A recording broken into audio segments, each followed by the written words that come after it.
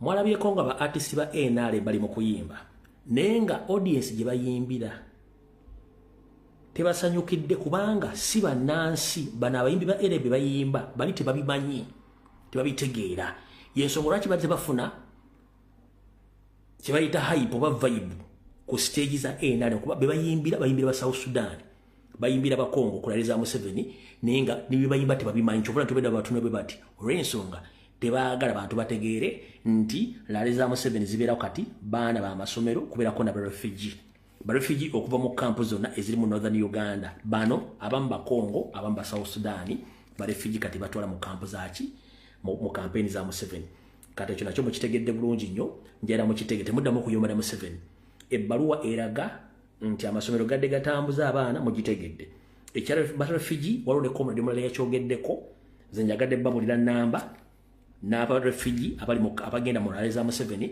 ng'abajja mu refugee camps okuleba South Sudan okulina ba Congo be baliwo mu kampu za museveni ezo by'okulonda yensonga lwaki nti n'abayimbi abayimba ba NRM ne bayimba bayifuira ndiga mulere endiga tezimanyi music wazo tezimanyi music wa babayimbi abo olw'ensonga tebabitegeera yensonga lwaki bano beefukula bazina amazina g'ekisanyi n'akola ate nga bali bagaffe tetumanyi bimuyimba ensonga bwete bweri bwe mmala ogitegeera eyo katugende ku ndala kyatutandika tufunanga ku ssente ayo bayinifomu eno nambala ya bwerere mwana nzatija kwambala t-shirt afande nga tirifuna sente. No vote for NRM unless we receive our money. That is the point. No money, no vote. So how will NRM get the vote from West Nile? Because they have turned West Nile to be for Congo or either Sudan.